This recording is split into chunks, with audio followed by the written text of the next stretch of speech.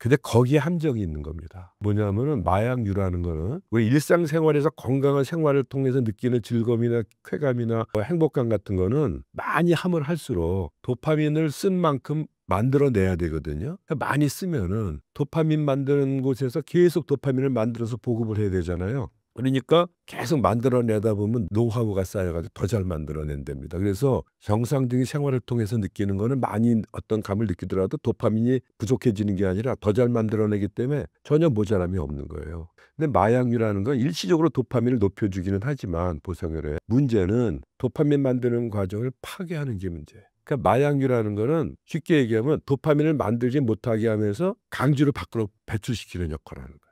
그러면 이제 도파민이 500개가 있다. 요걸 그림을 보고 한번 설명해 볼까요? 여기에 보면은요. 그리고 이게 리워드라고 돼 있는 보라색으로 돼 있는 부분이 있죠. 여기가 보상 회로입니다. 여기에 도파민이 증가를 하면은 기분을 좋게 느끼게 돼요. 그래서 여기를 보상 회로, 쾌감 중추라 그러는데 마약류는 여기에 도파민을 과도하게 높이는 작용을 해요. 그래서 평상시에 느끼지 못했던 더 자극적인 느낌을 갖게 되는 거죠. 근데 이 구조를 보면은 신경이 이렇게 서로 연결돼 있잖아요. 이 연결되는 부위를 시냅스라 그러는데 이걸 확대하면은 이런 식으로 돼 있어요. 그러면 이제 세포와 세포 사이에 공간이 있는데 공간을 시냅스라 그래요. 그러면 전 세포에서 자극을 받으면은 도파민이 분비돼 나와요. 그럼 다음 세포는 수용체가 있어서 여기 달라붙어요. 그러면 이제 작용을 하고 효과가 나타나고 쓰고 남은 거는 리업테이크 펌프라는 게 있어서 다시 빨아들입니다. 재흡수를 해서 재활용을 하는데 이 도파민도 수명이 있기 때문에 일정한 시간이 되면 다 사라지거든요. 모자란 만큼 여기서 만들어서 공급을 해야 되는 거예요. 근데 이 보상률에 도파민이 많아진다는 건 기분이 좋아진다 그랬으니까 예를 들어서 평상시에 일상생활에서 한 50개 나던 도파민인데 뭐 성관계라니까 300개가 확 쏟아져나. 그러니까 그만큼 쾌감을 느끼는 거 아니에요? 우리가 뿐만 아니라 일을 했을 때 만족감이나 성취감 같은 거 느끼는 것도 그때 도파민이 한 300개 확 분비돼 나와야 그런 감을 느끼는 거죠. 뭐 예를 들어서 월급 탔다고 가족끼리 외식을 나가서 아이들이 맛있게 먹고 즐거워하는 모습도 행복감 느끼죠. 그때도 도파민이 한 300개 확 쏟아져 나와야 행복감을 느끼는 거예요. 아무리 그런 상황이 돼도 도파민이 안 나오면 그런 느낌을 가질 수가 없죠. 근데 거기에 도파민을 과도하게 높이는 게 마약류거든요. 중독성 물질. 그러면 평상시 아무리 좋아도 한 300개 나왔는데 마약을 하니까 500개가 왕창 나온다. 그 깜짝 놀라는 거죠. 야 이게 뭐냐. 근데 문제는 그것만 하는 게 아니라 도파민 만드는 과정을 파괴시키니까 500개를 썼으면 이제 500개를 만들어내야 되는데 500개 못 만들 거 아니에요. 파괴가 되니까. 그러니까 이러면 400개밖에 못 만들어요. 그럼 다음에 마약을 할 때는 500개가 나오는 게 아니라 400개가 나와요. 그러니까 효과가 떨어지잖아요. 그리고 같은 효과를 보려면 양을 늘려야죠. 우리가 그거를 내성이라고 그래요.